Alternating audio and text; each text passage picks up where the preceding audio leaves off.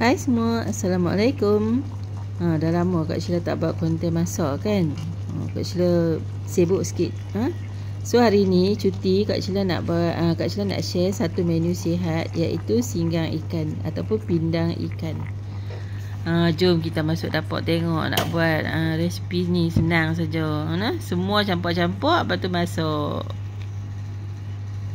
Okey, dalam periuk atau kuali masukkan 500 ml air ataupun ayak. Serai satu batang, kita ketuk-ketuk. Asam keping ni kau bubur dua nah, sebab asam keping ni kecil. Bawang besar pun kalau kecil, satu biji saja, bawang besar kecil. Lengkuas sikit, halia sikit, cili kering 2 biji kita kerat-kerat, garam secukup rasa, serbuk kunyit sikit, gula somtam. Kita agak-agak nah, serbuk perasa nah, jangan lupa nah. Dalam ni tak nampak lah, terlepas video dia pesan.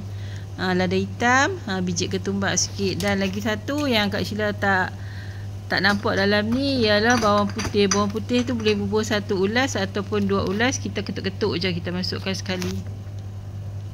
Okey, lepas dah menggelegak dah kuah ni kan, bolehlah masukkan ikan. Buburlah ikan apa yang hampa suka nah. Lepas tu Kak Sheila masukkan kacang bendi. Kacang bendi ni Kak Sheila buah banyak sebab Kak Sheila malas nak masak sayur dah. Boleh makan macam ni je. Okey, lepas 2-3 minit siap. Simple je masakan ni, sangat simple. Dan sedap tau makan dengan nasi putih panas-panas nah. Selamat mencuba. Makan dengan nasi putih ada sambal belacan. Memang sedap. Dan jangan lupa subscribe dapur Kak Sheila.